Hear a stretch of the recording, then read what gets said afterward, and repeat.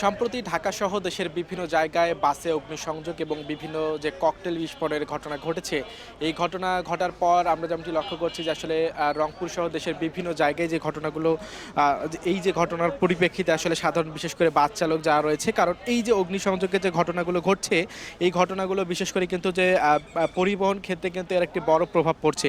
যেমন বাসে ঢাকা শহরে আমরা যেমনটি দেখেছি যে বাসে কিন্তু আগুন লাগানোর ঘটনা ঘটেছে, গাজীপুরে ঘটেছে সহ দেশের বিভিন্ন জায়গায় কিছু বিচ্ছিন্ন কিন্তু ঘটনা ঘটছে এবং ককটেল বিস্ফোরণের যে ঘটনা সেটিও কিন্তু ঘটছে। তবে এর আগে যদি বলে রাখি যে আসলে কার্যক্রম নিষিদ্ধ হওয়া এবং স্বৈরাচারের তকমা পাওয়া আওয়ামী লীগের যে 13ই নভেম্বর যে লকডাউন কর্মসূচি, এই লকডাউন কর্মসূচির আগ মুহূর্তে এমন ঘটনা আসলে সাধারণ যারা যাত্রী রয়েছে, পরিবহন যারা চালক রয়েছে তাদের মধ্যে মনের কিন্তু এক ধরনের শঙ্কা তারা কিন্তু মনে করছেন। কারণ এই যে আসলে বিচ্ছিন্ন ঘটনা, যদিও বা প্রশাসনের পক্ষ থেকে বলা হচ্ছে সব ধরনের নিরাপত্তা তারা নিয়েছে, রাস্তায় টহল বাড়িয়েছে এবং যাতে করে এ ধরনের কোনো অনাকাঙ্ক্ষিত ঘটনা না ঘটে সেদিকে যদিও বা তাদের খেয়াল রয়েছে, তারপরেও আসলে যারা পরিবহনের সাথে সংশ্লিষ্ট যারা রয়েছেন তারা কিন্তু আসলে এটিকে বড়ভাবে দেখেন। কারণ এক ধরনের একটা বাসে যখন অগ্নিসংযোগের ঘটনা ঘটে, সে জায়গায় আসলে পরিবহনের সাথে সংশ্লিষ্ট যারা থাকে, বিশেষ করে ড্রাইভার চালক যারা রয়েছেন, তাদের জীবনের মধ্যেও কিন্তু এক ধরনের একটা প্রভাব পড়ে। এইসব কারণেই কিন্তু আসলে বর্তমান আমরা কিন্তু রয়েছি রংপুরে যে টার্মিনাল রয়েছে সেখানটা, এবং এইখানে আমরা একটু আপনাদের সাথে কথা বলতে চাই যে দেশের বিভিন্ন জায়গায় অগ্নিসংযোগের ঘটনা ঘটছে। আপনারা তো গাড়ি নিয়ে রংপুর থেকে ঢাকায় যান, বিভিন্ন জায়গায় যান, আপনারা শঙ্কা মনে করেন কি না আসলে এই ধরনের ঘটনাতে আপনাদের কি ধরনের সমস্যা হতে পারে?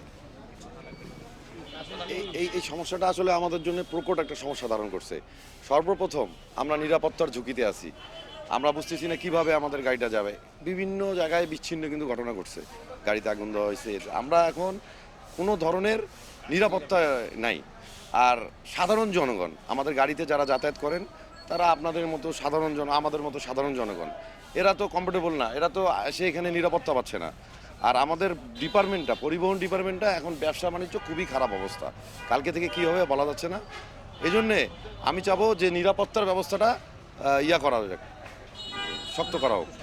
হ্যাঁ, কি ধরনের সমস্যা হয় এবং যে রংপুর থেকে ঢাকায় আপনারা যার কোন এলাকাটাতে মনে হয় যে আসলে বেশি এরকম হতে পারে? আসলে আমাদের রংপুর তো সেরকম কোনো বিশৃঙ্খলা ঘটেনি। তারপরে গাজীপুর আপনি দেখলাম আমি সব জায়গায় ঘটছে, এরকম কোনো ঘটনা না পুনরাবৃত্তি হয়।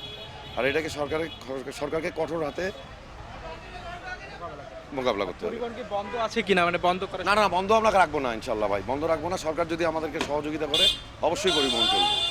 ধন্যবাদ। দর্শক, আমরা কথা শুনছিলাম এখানকার একজনের সাথে, এবং যদি বলে রাখি যে আসলে বর্তমান কিন্তু যে কামারপাড়া যে বাস টার্মিনাল যেটি রয়েছে, এখান থেকে কিন্তু স্বাভাবিক নিয়মেই যদিও বা গাড়িগুলো যাচ্ছে এবং বিশেষ করে আসলে যে বিভিন্ন পরিবহন যেগুলো রয়েছে, এই পরিবহনগুলো কিন্তু এখান থেকে যথাসময়ে ছেড়ে যাচ্ছে এবং এখানকার যারা চালক যারা রয়েছেন এবং এই পরিবহনের সাথে যারা সংশ্লিষ্ট যারা রয়েছেন তারা কিন্তু আসলে শঙ্কায় রয়েছেন। কারণ আমরা যেমনটি লক্ষ্য করতে পারছি যে আসলে ঢাকা সহ দেশের বিভিন্ন জায়গাতে এ ধরনের কিন্তু অনাকাঙ্ক্ষিত যে ঘটনা, সেই ঘটনাগুলো ঘটছে এবং বিশেষ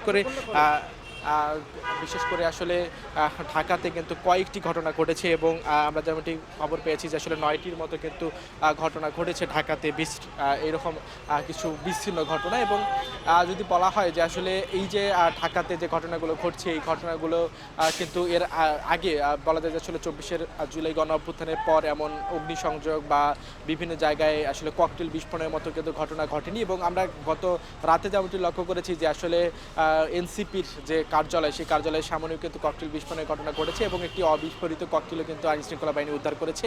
এছাড়াও ঢাকায় বিভিন্ন জায়গাতে কিন্তু এই ককটেল বিস্ফোরণের কিন্তু ঘটনাগুলো কিন্তু ঘটছে। তো বলা যায় যে আসলে সব মিলে এখন অবধি কিন্তু রংপুরের আমরা খবর যেহেতু জানাচ্ছি, এখানকার কোনো ধরনের শঙ্কা নেই। তারপরেও আসলে এখানকার পরিবহন এবং চালক যারা রয়েছেন তাদের মনে এক ধরনের শঙ্কা রয়েছে। কারণ যদি কোনো ধরনের বিচ্ছিন্ন যদি এরকম কোনো ঘটনা ঘটে যায়, তাহলে আসলে তাদের জীবনের নিরাপত্তা বা তাদের যে পরিবহনের নিরাপত্তা নিয়ে কিন্তু তাদের মধ্যে শঙ্কা রয়েছে।